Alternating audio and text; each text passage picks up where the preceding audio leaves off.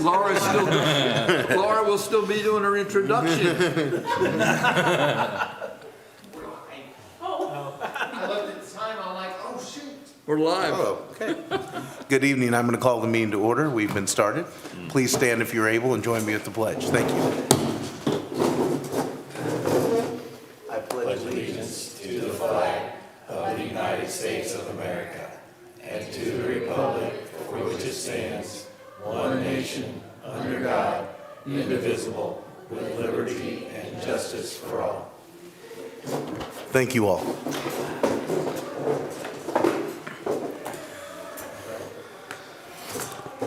Moving on to the agenda, the first thing on the agenda is for the approval of the consent agenda this evening.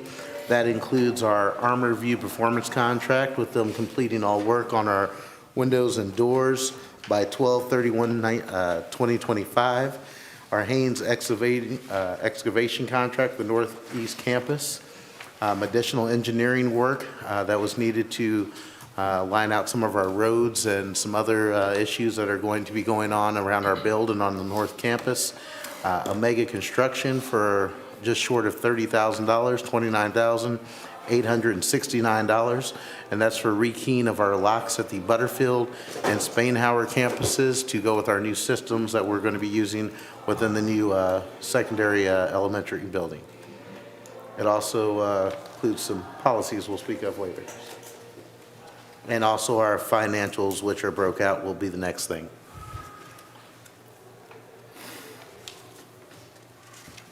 Have we started any of the bulldozer work yet? I was driving by No, there sir. the other day and I was looking. and No, I remember- not yet. And I remember when we'd taken the trip and I was like, I don't know, I see some, and I didn't see anything moving, so. Yeah, we wanted to finalize the contract and everything, and then they'll get started. So it's just the four things: the Armor View contract on the windows, the excavation, the additional engineering work, and then, of course, the locks. I'll make a motion, we approve. I'll second. It's been moved and seconded. Are there any questions or discussion regarding the consent agenda items? I have a question. Yes, sir. The excavation contract, that's my brother who got that. Do I need to abstain or recuse myself? I would recuse myself because that is a family member Okay. of Decrees. Yes, sir. That's what I'm asking. Any other questions? Call the question. All those in favor, please say aye. Aye. Any opposed or recusing? Recusing. Thank you. Next, we're looking at the financials. Our November bills are totaling $2,958,874.55, and the financial reports that were included in your packet. Of course, we are still making payments on our new construction. That's why our expenses are going to run higher than normal for a number of years. Move we accept. Second. So moved and seconded. Are there any questions or discussion that needs to be had? No? Call the question. Okay. All those in favor of approving the financials and paying our bills, please say aye. Aye. Any opposed or abstaining? Thank you. Next, I'm going to have a motion for the November 12th meeting minutes. This was from our regular meeting of last month, and it was the only meeting that we had for the month. So move. It's been moved and seconded. I'm assuming no one saw a need for any corrections. No, sir. All those in favor, please say aye. Aye. Abstaining? Recusing? Next, we will adopt the agenda for the remainder of the meeting as printed. Second. It's been moved and seconded as well to approve the agenda for the remainder of the meeting. All those in favor? Aye. Opposed? Next, we will stop just momentarily for public comments, and after that, we will hear from our MHS choir led by Mr. O'Neill.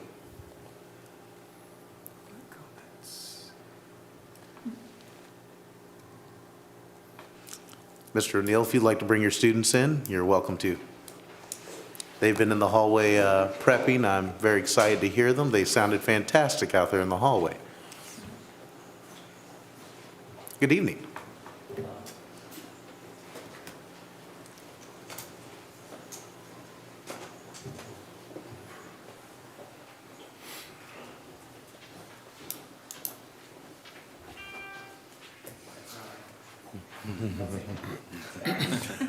Mr. O'Neill and his dozen students, you're welcome to have the floor, sir. Thank you.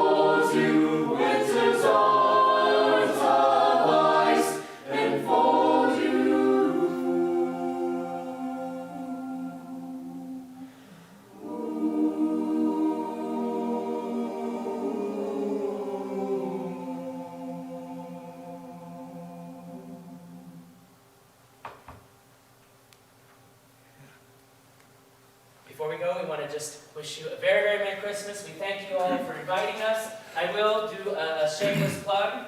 We have a concert when? Youth? Tomorrow, what time? Where are they going? Beeger Middle School, yes. And there'll be other choirs doing other things as well.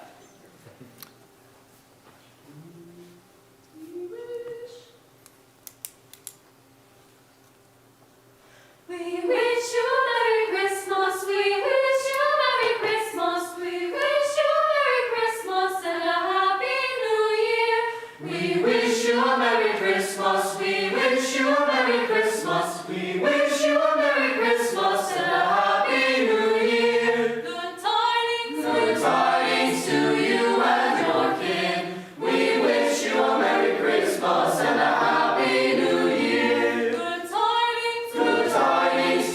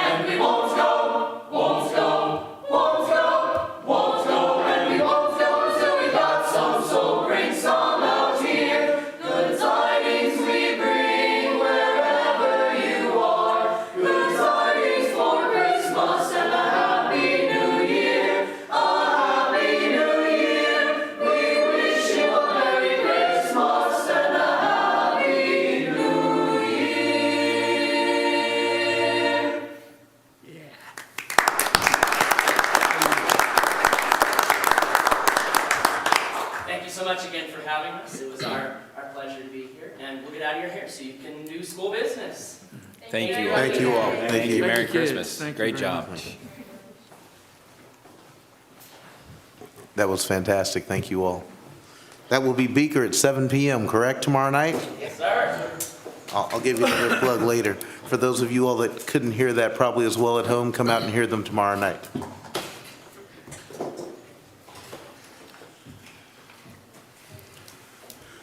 Moving on to reports. We expect Ms. Jacoby to come in and sing behind that, or at least sing the praises of the annual performance report. Yes, I don't think any of you want to hear me sing. And that's a hard act to follow. They did a great job. Good evening. Thank you for having me tonight. I am thrilled to be here, and I truly mean that. I've been looking forward to this presentation ever since the preliminary data was released, and we kind of knew where we were, and just to be able to discuss all these items with you tonight. And so we will be going over the annual performance report. I'll be explaining what that is, talking to you a little bit about MSIP 6. As we go through this presentation, it's always important to note that we will be hitting some CSIP items, which is in our governance plan. We've addressed some of those already this year within like the MTSS and the curriculum approvals this fall. But all of that wraps in, and everything we do is a purpose and a goal and a reason behind it. So I'm going to start with what is MSIP. As you know, MSIP has existed for some time. It's been around about 30 years. We've been through several cycles of it. We are currently on cycle 6. At some point, they'll move to cycle 7. What that metric will look like, we don't know. We'll see. But I'll be speaking to you tonight specifically about MSIP 6, and MSIP 6 it has several metrics, and it produces an annual performance report for districts. It supports statewide goals. There's several items in it, and generates this report for each LEA, which is the school districts in the state of Missouri. Some items to note, this was specifically taken from the State Board of Education had their meeting on December 3rd, which they discussed MSIP 6 as a state. So there'll be some items specifically from that presentation that I will pull and share with you, such as state averages, where this whole state is, and we'll be looking at some of that. This was a slide that I thought was important that they actually presented at the State Board of Education, and what the data should be used. Simply put, APR shows our progress as a school and the performance. So we will highlight successes. We'll look for areas that we need to grow and some items that we know we need to focus on, or we need to adjust and maybe move the CSIP a little more in that direction. And so these are some items that they have put out as a state. The APR should not be used to compare to any system prior to the 2022 APR. Prior to that, we were in MSIP 5, and that metric was quite different.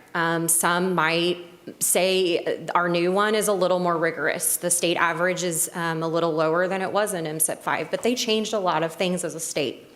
So we can't compare any scores, no one in the state of Missouri, to anything prior to COVID pretty much. And never use it to draw conclusions without considering the context. That's really important. There's always more to the story than sometimes the data. And so it's important to understand. That's why I'm really excited tonight to speak to you about this as a board and as a community, so we understand what all of this means, because I think sometimes when things are put out there, some conclusions can be drawn that maybe aren't factual. And so understanding that the state put that out is never use it to draw conclusions without considering the context. So I thought that was an important slide to put in there. Okay. I spoke to some of this. We will be talking about our data from 22, 23, and now 24, which is released. These reflect statewide assessment results, which were reported in August. Some things that the state is still looking at, absenteeism, chronic, there's a lot, since it became operational, they've been looking at interventions to fill these learning gaps, and we know being in school is important.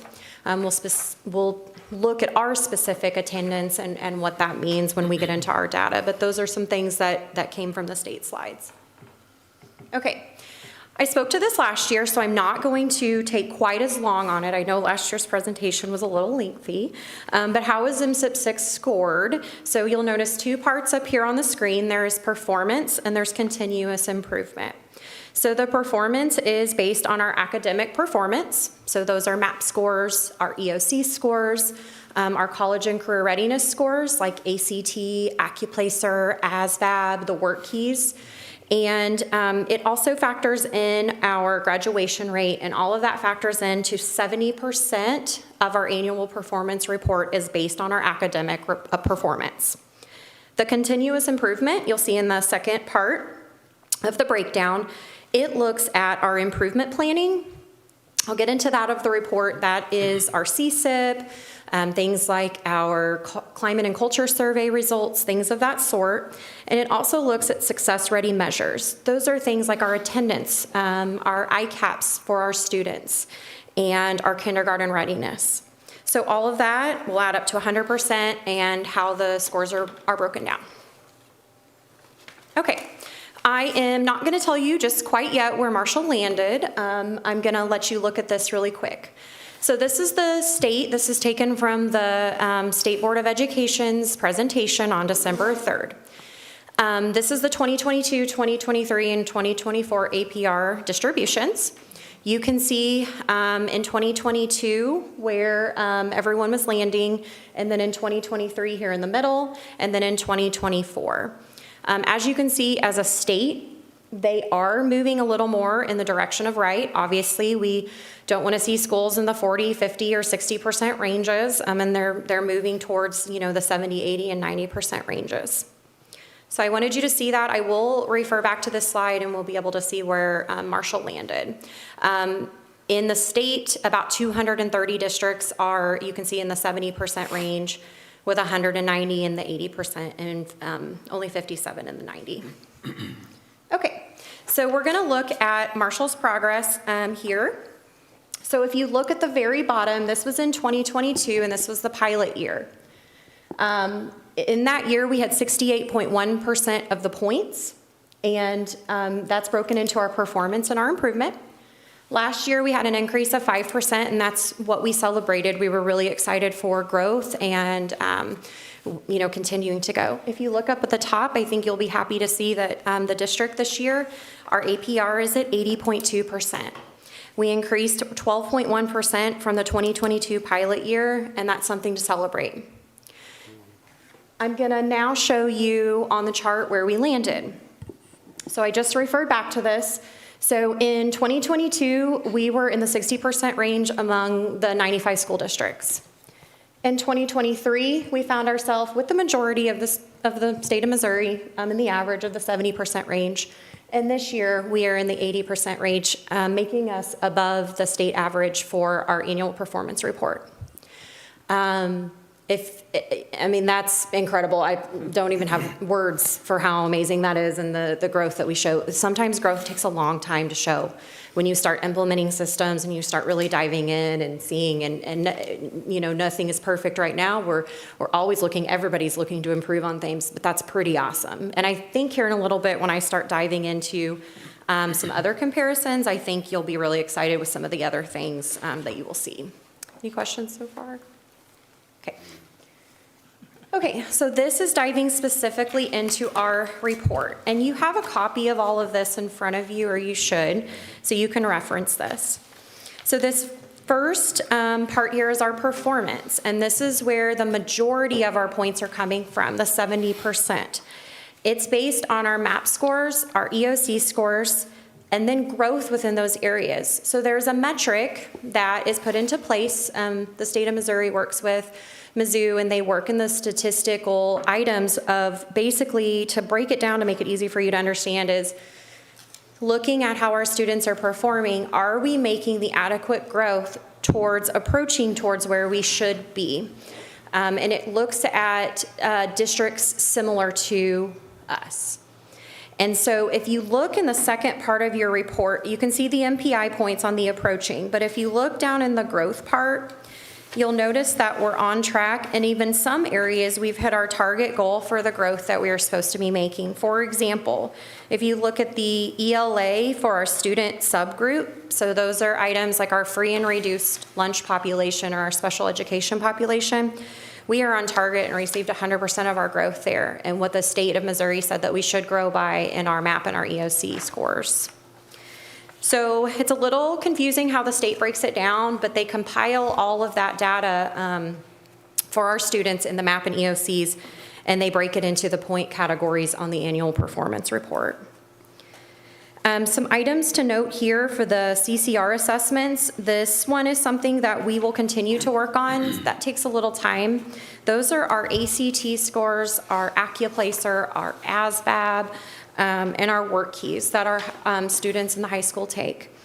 So that is a goal at the high school that they are working on. Those are based on point ranges. So depending on how students score on those, it puts and places us into a category. So that is a goal that we are definitely working on with the high school and building some items in to help with increasing those scores. I dug into, because all of this is accessible in the public portal for DESE, and you can look at all the other districts, and there's quite a few schools in the same situation.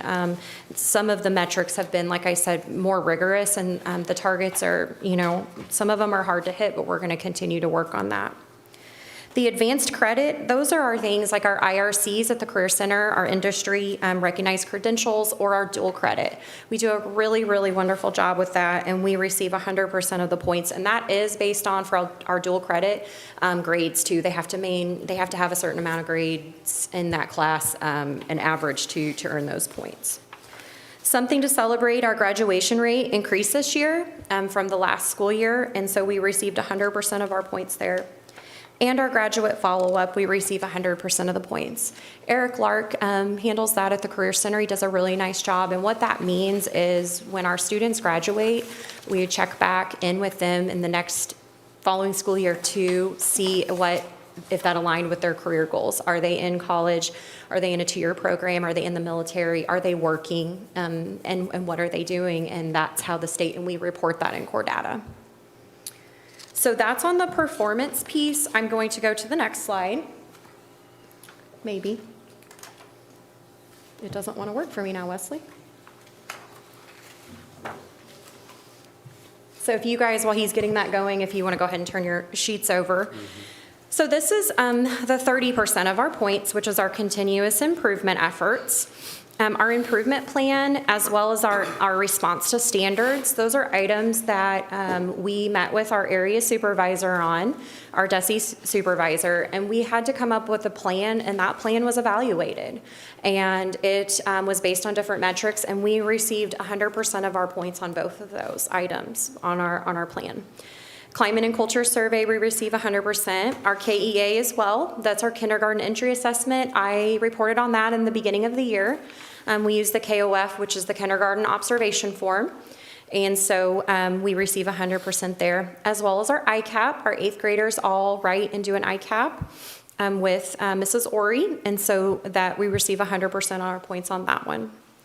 This is an area that we need to work on, along with the college and career assessments that I spoke to, is our attendance. It's important to note, so you're aware, we did lose attendance points this year from last year's APR.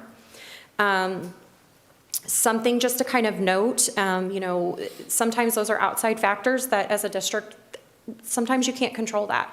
If a student is not in school or not being sent to school. But whenever we do a lot of the data dives, extensive beyond what I'll even go through tonight.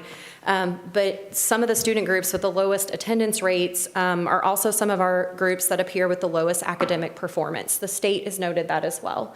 Obviously, we know it's important to be in school, and so if we're not in school, we're going to have a hard time with learning that material and being able to do well. So that is a goal and something that that we've all been working on this year with attendance, is something for you guys to know. On a positive, we received 2 points on our CTE expansion. That was with the Career Center. Brian Wilcoxon submitted that, and that is for our nursing. So that was a really exciting thing for our district. Not all districts receive that, and so that was something that we received 2 points extra for. That was not available if a district didn't have something like that.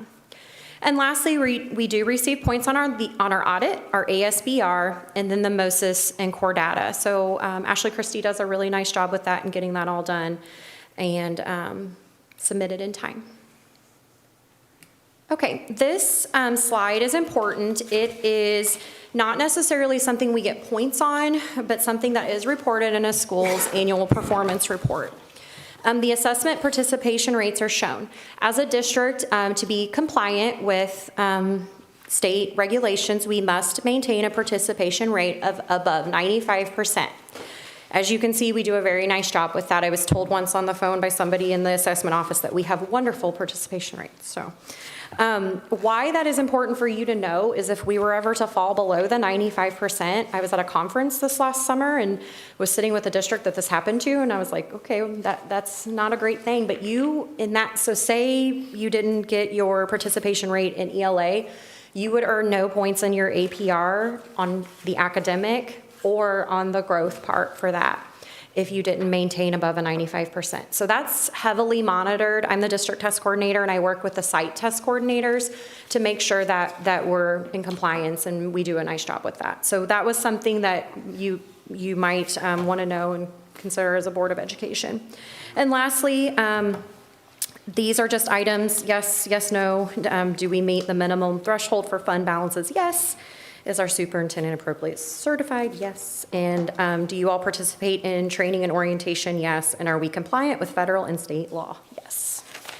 So that is our annual performance report and the breakdown in all the areas of where we are and what we're scoring and the why behind it. As always, if you have specific questions on a part, because there's a manual this thick on this thing with so many different items, I'd be happy to help you understand anything further. So I always think it's important to look at where we are with the state, but sometimes it's also nice to just see where are we with some of our conference schools, with our area K-12 schools, and that's nice to see. So I tried to fit as many on here as I could. And as you can, it's kind of cut off a little bit for some reason up here on the screen. Sorry about that. I think you have the charts in front of you. Ours are fine. Yep, good. Okay, so these, I also included our subgroups. DESE looks at subgroups to basically monitor student growth, to look at equitable among the different subgroups. So I included some of the subgroups here, such as our free and reduced lunch, our ELL, our special education, and homeless. I also included the tax rate. I noted on the slide that these are all from the public district report cards that are accessible from the DESE portal. So we have all of those reports pulled. If you ever want to see them, you can also pull any of this up at any time. But as you can see, Marshall is doing very well. So it's the annual performance report. How the district scored are in order here. So as you can see, we're doing very well at 80.2%, and some of them are cut off underneath, but you can see Hannibal, Sedalia, Sweet Springs is 77, Kirksville, Warrensburg. It goes all the way down. Some of that's cut off. Slater, Glasgow, Malta Bend, Moberly, Concordia, Oak Grove. It goes all the way down to Warsaw at 65.8%. So you have that chart. I thought that was nice for you to be able to see that. There are no K-8 schools on there, and it's because the K-8 metrics are much different. They don't have like the college and career readiness, the graduation rates, the graduate follow-ups. Theirs looks a little bit different than the K-12 schools, so I pulled in all of our conference schools and our surroundings. So if you ever want to see how another district is performing, it's all on the DESE public portal, and you can pull that up or any of this up at any time, and it's from that and their district report card. So I thought that was nice for you to see that Marshall's doing very, very well. I'm really proud of them. So in conclusion, great progress. We have a 12.1% increase from our pilot school year, and we're above state average. That's something to celebrate. We always know that there's items that we can improve on. We still want to see our MAP and EOC scores increasing. I mean, we want to still see our more kids moving towards advanced and proficient, always. And so we still are going to continue with that collaborative analysis and looking at specific steps. We're going to look at our CSIP again a little bit more this year. Always looking at Tier 1, where can we change the Tier 1 curriculum items? What needs adjusted? What do we need to look at within our standards? As I already spoke to, we're going to focus on attendance and still continue to look at those graduation rates, our MAP and EOC, specifically our CCR assessments. We would like to have that also be a really main goal and get some of those up. And then I'm going to end on congratulations. I know I spoke today a lot about data and numbers, and that is what the annual performance report generates for districts. As you could see tonight with the choir, it's the holiday season, it's the thankful season, and I can't tell you how thankful I am and so proud of everybody, our teachers, our students, our community for the support, you all, our administrators, our paras, our nurses, our secretaries, I'm gonna forget somebody, our instructional coaches, admin, so many people, our counselors, our social work team. It takes everybody to help. We are also looking at the whole child. And you walk in the building, and I've been in a couple buildings this week, and the kids are happy, and they love to be there, and the teachers love them. And so at the end of the day, I talk to you a lot about numbers, and we are doing a great job, and I am so, so, so proud of us, and I hope you are really proud of the teachers and the students as well, because this is quite a change than what we've seen in years past. But I want you to know in the thankful season how thankful I am for everybody that works here, and I'm blessed to come here every day and work with amazing people, and I just appreciate your time tonight. So if you have any questions about that, let me know, but I hope that is a reason to celebrate and a nice way to go into the holiday break here. So do you guys have any questions? I hit you with a lot of information there. I've got a few questions, but I'm going to catch you Okay. outside to talk about them. Perfect. Okay. Laura, what does approaching mean? Approaching means the target level with where the state wants you at within the MPI metrics. There's, How close in approaching? Are we within a point or two of making the next step, or are we way down the line? it depends on the area. ELA, we're pretty close. Math, we have a little more work to do. We're doing some tier 1 look at math and science. ELA is pretty close though. I have all of that broken down if you guys need any of that. It's all within that MSIP 6 manual, and it's quite intense. But if you ever want to look at that or see that, I'd be happy to share that with Mr. Pettit, and he can get that to you guys. Yeah. Okay, thank you. You're welcome. Other comment I'd make is at Kiwanis today, some reason it came up, and from several different members were so complimentary. They had read that article in the paper, and they were just all enthused about the progress that's going on in the school system. It caught me kind of by surprise. Oh, that's great. But, they were very complimentary on the progress that we're making. Yeah, I appreciate that, and I know everybody does too. And like I said, we're all still, all the district, I mean, you can see that just from looking at the conference schools and our area schools and the whole state. I mean, everybody's still, they're still recovering from a lot of things during COVID, and you can see there's a lot of people in the approaching categories, just like we are, and us being above the state average.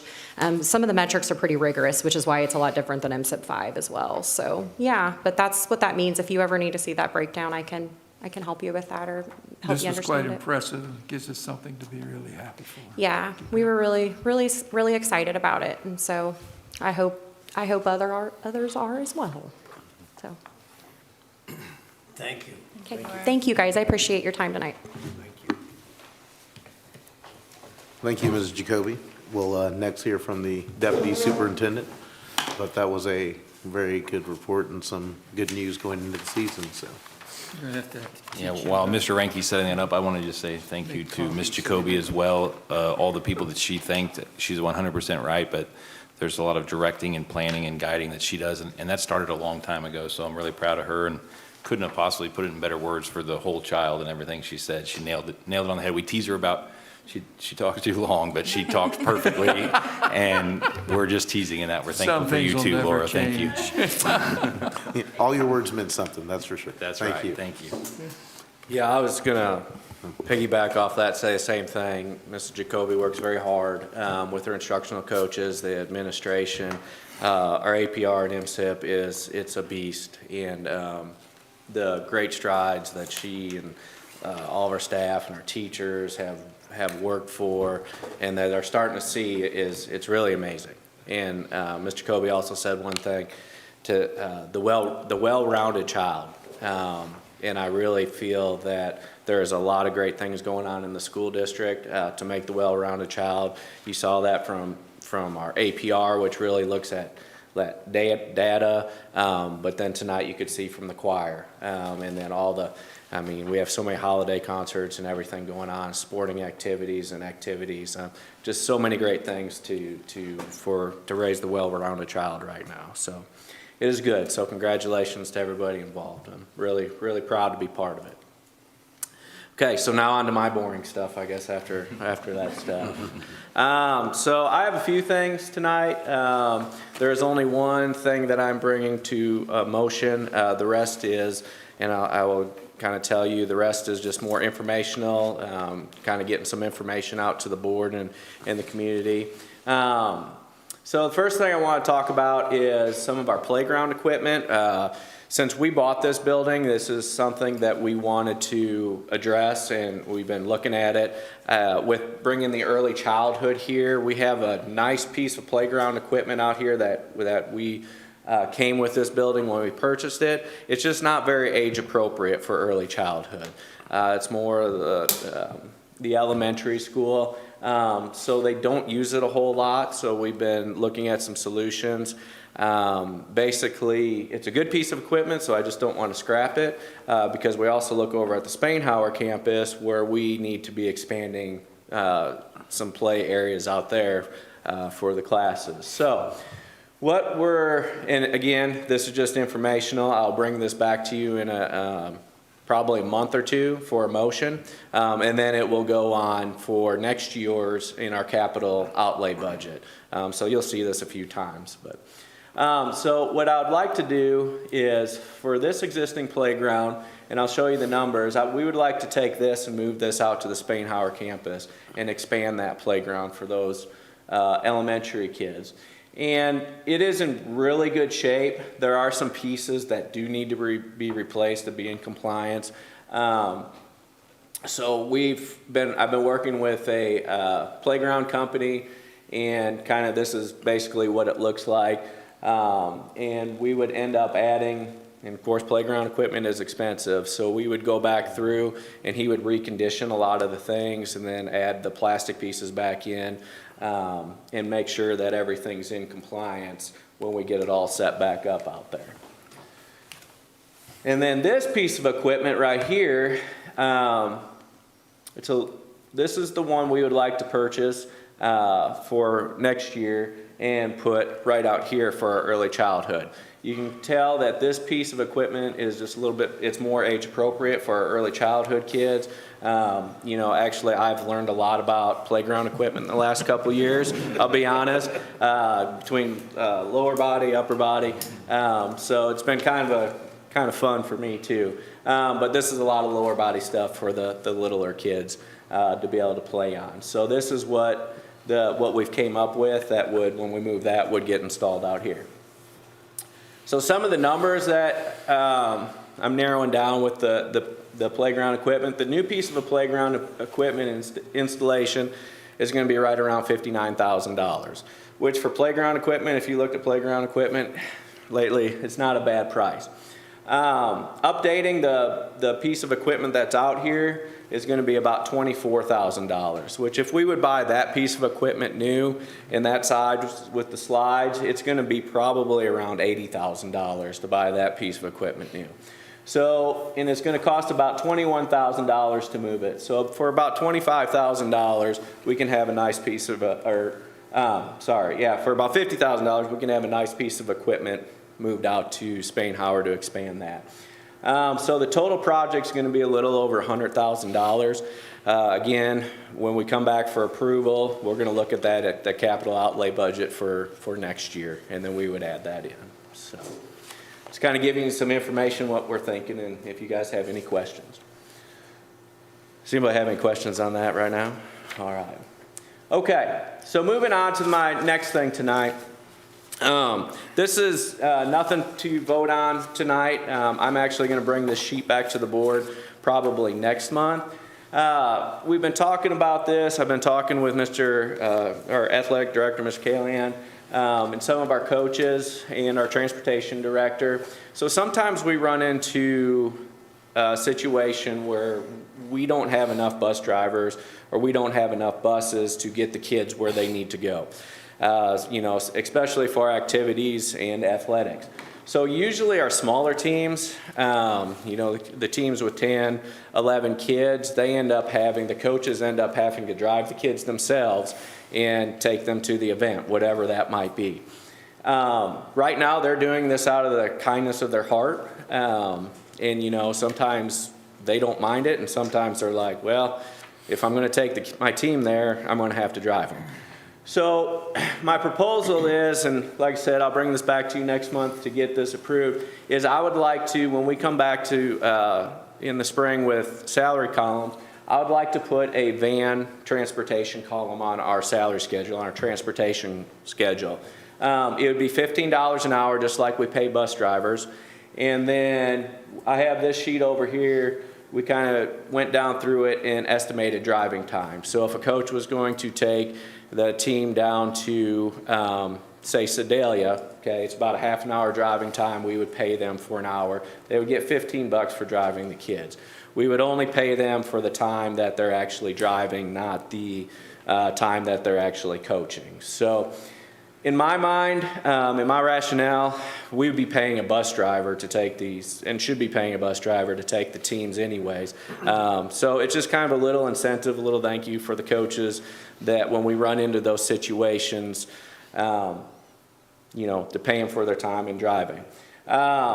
Couple things with this, couple caveats is what we would do. We would only do this if a bus or a driver's not available. So we really, that's what we still want to keep with, is teams that go are on a bus with a driver. Just when we run in those certain situations where we can't. And the coach or sponsor would also have to be properly certified to be able to do this, to have a Class E license, the chauffeur's license, and a school bus endorsement. And the school bus endorsement's actually a written test. It's not actually taking a school drive or a school bus test in a school bus. So that's what I'll propose, and I'll bring that sheet for you back next month to get officially approved by the Board of Education. Does anybody have any questions on that? No, I just checked with Mr. Pettit. The other thing is when a bus driver drives, the bus driver gets paid for the entire trip. That is correct, yes. So where we're going to be paying people possibly just to transport, and then of course they're already on a stipend for the coaching, you don't have a bus driver going to an event potentially with the swim team, which is a smaller travel team, and sitting for 4 hours or 5 hours getting paid extra, where you would just be paying the person for the travel. So Yeah. it'd actually be a cost savings over having bus drivers, not to slight our drivers or to put them out of something, but there's times we just don't have them, and it would be a cheaper way for us to go. Yeah, correct, yes. And we're not taking anything away with bus drivers. These are the situations when we don't have enough, or don't have enough buses or drivers to take them. And that's why we did this sheet, so it gives a pretty good estimate on if I'm going to drive to, like I said, Sedalia, that's how much you're going to get paid for. You left Kirksville off the sheet. Yeah, it's kind of a working document still. Okay. I made most of my trips to Kirksville driving. So, okay, does anybody else have any, and the financial impact, I went through this, it's not that much. I mean, at the end of the day. So. Okay. My third thing, and this is up for motion tonight on the board agenda. We are needing to purchase copy paper for the remainder of the year. We have been doing this twice a year. When we're actually come spring, or actually summer in June, I'm gonna put this back out for bids, and I want to get enough paper to last us the whole year and for the budget. So. We're looking about 400 cases. 400 cases is what we're going to purchase to be able to make us through till the end of May. I've gotten 3 bids back, and it kind of has gone like this since I've been here. $35.95 a case from Clayton. Springfield paper was $33.94 a case, and local green printers was $37 a case, which is a little bit more. For 400 cases, it's about $1,400 more. I'm gonna stick with what I've recommended and stick to stay local. I've always tried the best we can when it's in the ballpark to stay local. So when it comes to the bid, I am going to recommend we go with Green Printers from Marshall's bid to get the copy paper for the rest of, lasts us the rest of the year. So, and the reason I do, it's local, he's got good service, and it's good, decent paper, so. He also stores it for us. Yeah, he helps store it when we need it, yep, so.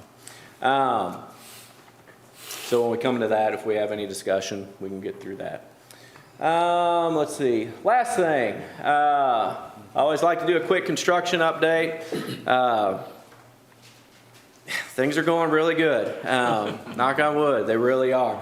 I was talking to a few people earlier, you know, it went up really quick and everything went really fast, and it's still on track, but now we're starting to get into a lot of the nitty gritties. They are, you know, pulling wire, getting the HVAC up. A lot of the drywall inside is getting up, so if you see some open windows, most of it's dried in. Some of the windows are still open, and there's some other areas that are kind of sealed but unsealed, so they can keep hauling stuff in. They got to get that stuff inside the building. You can kind of see here, this was probably last week. You can see a lot of the framing that's up. This is actually, does this have a pointer on it? This is actually the library right here, and some of the curves in the main hallway. And the cafeteria is going to be way down there. So it's really taking shape. It's really looking good. Probably, I know the board went and toured last time you weren't there. I'm not sure if the staircase was all in there, so that is in there. It's really neat. The backside actually down here has another staircase, but this is going to be a nice area. So it's coming along really well. This is the bottom of the staircase, and there's going to be some collaborative areas in that area. This is actually one of the wings, a classroom wing. So that's all kind of sealed up. So yeah, things are coming along really good, and I think in January, February, Nabholz will come back and give another report to the board and give you guys an update on where everything is at their end. So that's all I have. Does anybody have any questions? All right, thank you.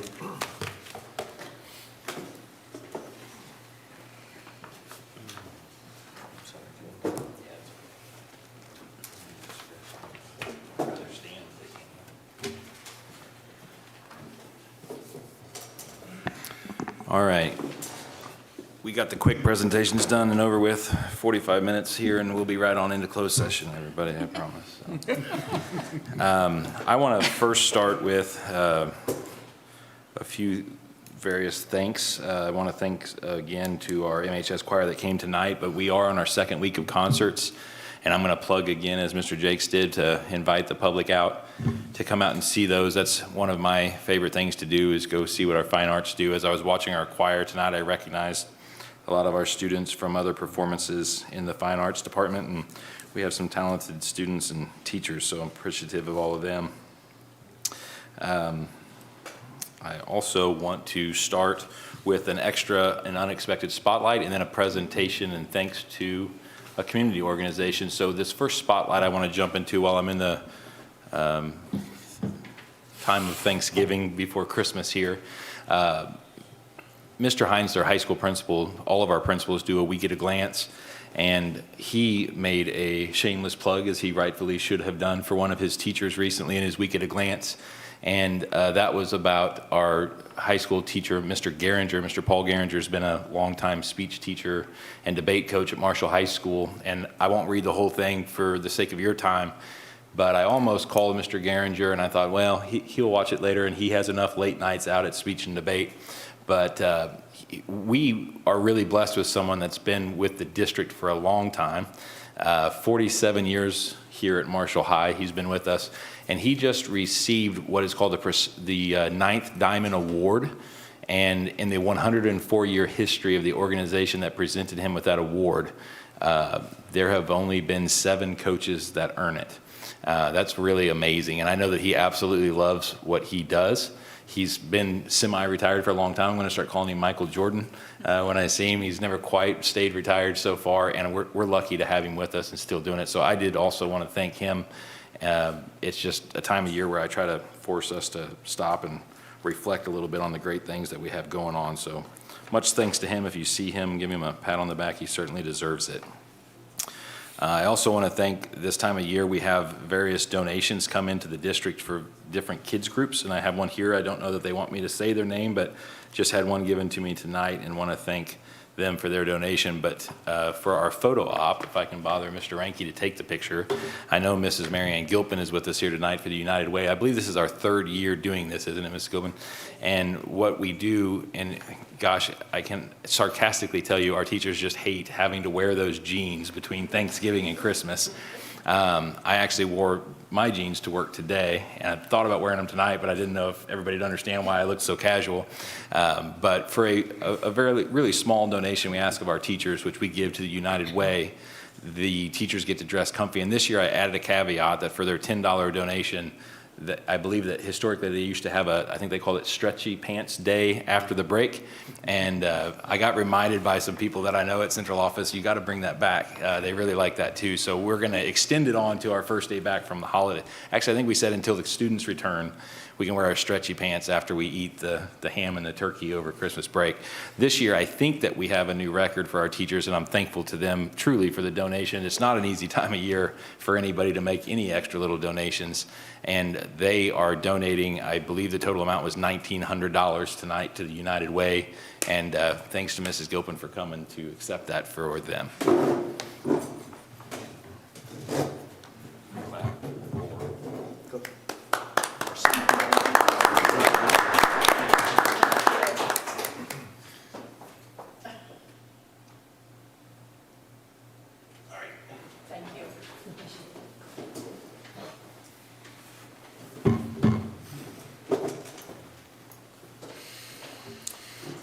All right, with that said, and thanks again to her for coming to accept that, we'll jump into some things. Much of this is going to be familiar to you here on the board, and I hope people are watching at home because it's a reminder to them and some things that we'll be pushing very soon as the first of the year is fast approaching. But I do want to remind everybody that on January 15th and 16th, we will have a community forum. First night, I believe, was going to be at Benton. Second night at Eastwood, and we will advertise that in the paper, on our website, etc. We want to invite out the local community and certainly the people who live in the neighborhoods around those schools for a community forum there. And we're going to ask 3 questions, very much almost probably exactly like what you see right here on the right. Should Marshall Public Schools sell the properties? Should Marshall Public Schools tear them down? And what do you, the public who comes and gives us their opinion, never want to see become of the property? So assuming that we don't tear it down, what do you want to protect your neighborhoods from? And that's how we dealt with Southeast. It's how we'll deal with these schools as well. And when the time comes, if people can't make it at those times, we will also be circulating QR codes and getting them all over town so that anybody can take the survey and give us the feedback, which I'll present to the Board of Education. I know that you can't read everything on the left, so I've summarized the most important part on the right. Mrs. Durham put together an extensive presentation early in the fall for us on what our student population was. I believe she's coming back next month, and that'll be part of what she presents on again with updates. But I want to summarize for you why I believe and will ask the Board of Education tonight to approve an additional preschool classroom here at Butterfield. And chronologically, we should start at the top, but I'm not going to do that. I'm going to start and go backwards. In 4th grade at Marshall Public Schools as of November, there are 175 4th graders, which gives us 7 sections. And for the next 4, that's a pretty close number, so I'm just going to summarize in general terms. But that means we have about 7 sections of 25 students. That's a reduction over past years as those grade levels have had reduced student numbers. Now, that contradicts what I've said in the fall, that our district has grown. Overall, it has, but it has not been at the elementary levels. So we're running in grades 1st, 2nd, 3rd, and 4th, 7 sections. That's an average of somewhere between 21 and 25 students approximately. Some teachers at home might be saying, wait a minute, I've got 26 or 19, but approximately, I'm generalizing. Going to kindergarten then, we do have 8 sections. Last year we had 7. The 8th section we currently have is not a traditional section. We're trying something out called a transitional room. These are students who are regular education students who maybe just need one more year for socialization, et cetera. But we did not want to retain. We didn't think that was necessary. Again, somewhat experimental, not quite as large, but an overgeneralization here. We've got about 19 students per class in our kindergarten classrooms. It's always nice to have as small as possible, but research says the younger they are, the smaller the class size, and the better. We also added, currently in our kindergarten setup, there's a para in every classroom with the teacher to assist, because 19 kindergartners or 15 preschoolers is not the same as 26 or 35 secondary kiddos. It's a very different ballgame. Both hard in their own ways, but you literally need to corral sometimes the younger they are, especially the very first day of school. And lastly, to my point and where we want to focus some attention and discussion, 149 current pre-K students. Preschool currently is an AM session and a PM session. So to explain why, that's about 15 students per section because we're breaking the day in half. Each teacher has 2 groups a day. What we proposed last month with Mrs. Dillon presenting to you the information is that for our students, first and foremost, we would charge $30 per week for staff to send students. And then we will probably be considering, if the section doesn't fill, a slightly higher rate for just the public at large with students who didn't qualify for our preschool program and would be able to join that class. We know from early sign-up numbers that we have already 15 students that are the right age and will qualify for that classroom. Based on the numbers that are pretty much appropriate for preschool, we know we can fill that classroom. So I'll be asking later for the board to approve that so we can keep moving forward with the planning and staffing. Any questions so far? Okay, job descriptions, very exciting stuff. That's why I gave you an exciting graphic. I knew it'd wake you back up. I'm gonna give you a food picture or something soon to keep you with me, but administrative jobs, we did a lot of job description work in the last couple of years. Inadvertently, to some large extent, we didn't do our administrative job descriptions at the time, so I'm bringing those forward for a motion tonight. There's really not any surprises. There'll be some things we talk about in future open sessions, probably some questions, et cetera, and some planning to do. We do think we're going to expand some of our focus at the alternative ed on our high school campus. We're still working out the details of that, and we also are hoping that we're going to be able to realistically expand some of our career center scope, see if we can add some more things there for students that maybe aren't going the post-secondary path, but more of the technical education path, et cetera. So a lot to explore there, and that's some of what's in the job descriptions. But really, otherwise, it's just writing down what we do. There's your food picture. That is not the kind of a sub I'm talking about. Substitute teachers, we still have a shortage. I'm going to keep probably talking about this every month. We do currently pay $115 a day as people are thinking about ways to make extra money that have some flexibility in their schedule. There are a lot of ways for us to help you work through becoming a substitute teacher, and we would love to have you apply. And that's all there if you want to apply. And we do serve sub sandwiches in our cafeteria at times. APR, again, I just want to end and close with where Ms. Jacoby began, but again, like her, would never want to inadvertently miss anybody. I'm thankful to all of our district. It is fun to be a part of an awesome team, and it is a team effort, 150%. It's a team effort. It takes everybody, and it's awesome. I want to recap just a few things for our board. If you were forgetting some of her presentation, these are some of the things that stood out to me as we compared ourselves in that data to some of those schools.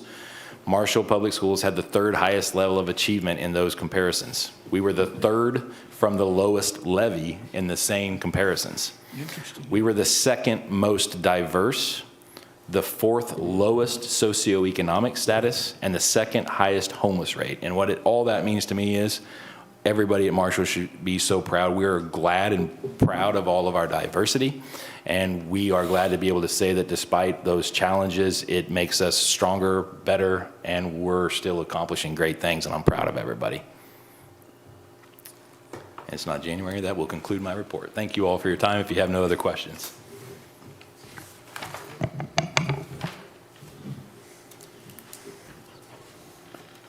After all the celebration, we're going to go back to old business. So, circling back to some other exciting news.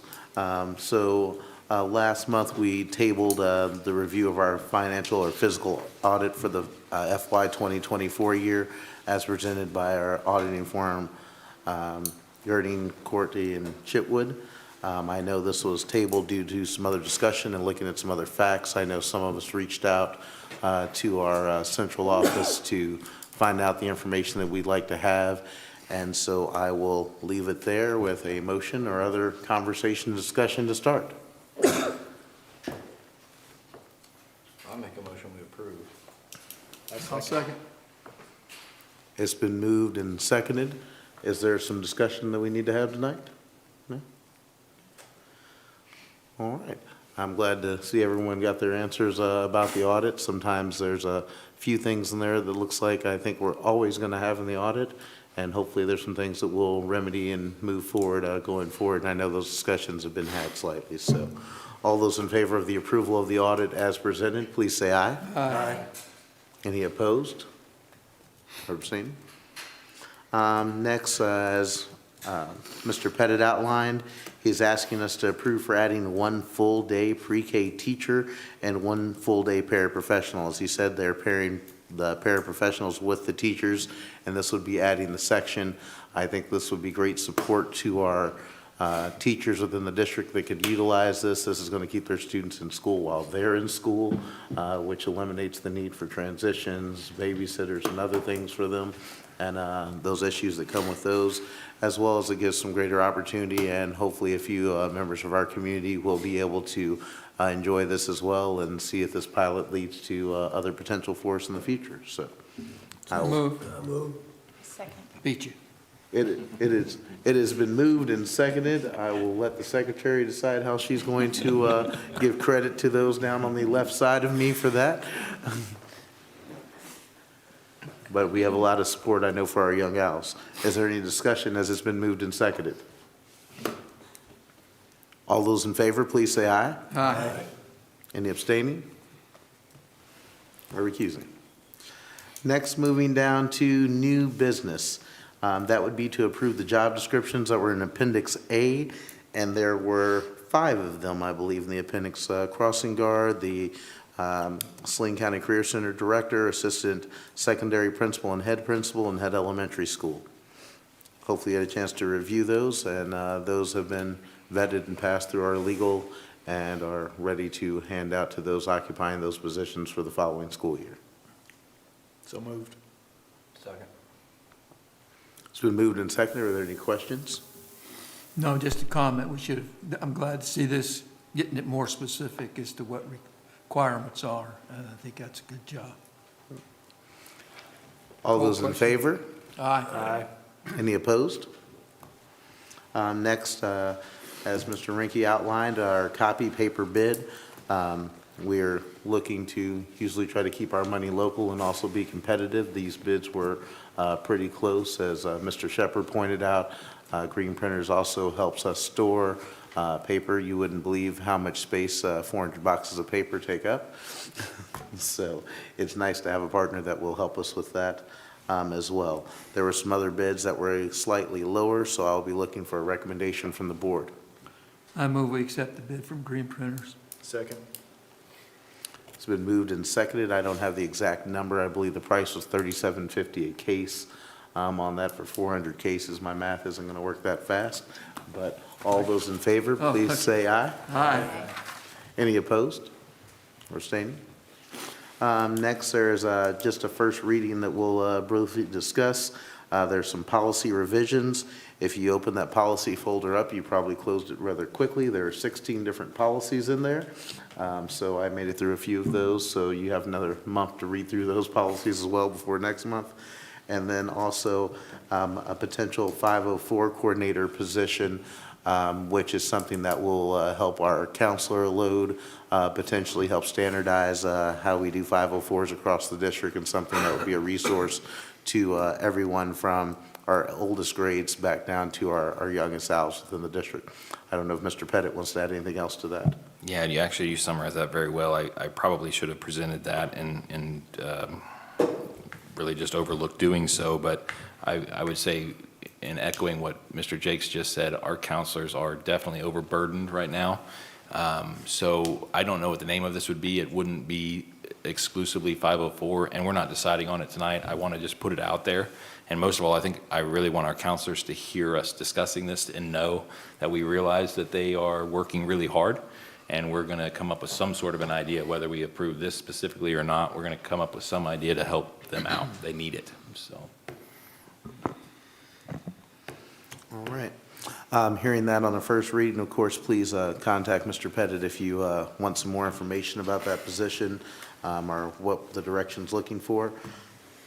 Other than that, we've concluded our business. We'll be looking to move towards closed session for hiring, firing, disciplining, and promoting particular employees, preparation for negotiations with employee groups, individually identified personnel records at this time.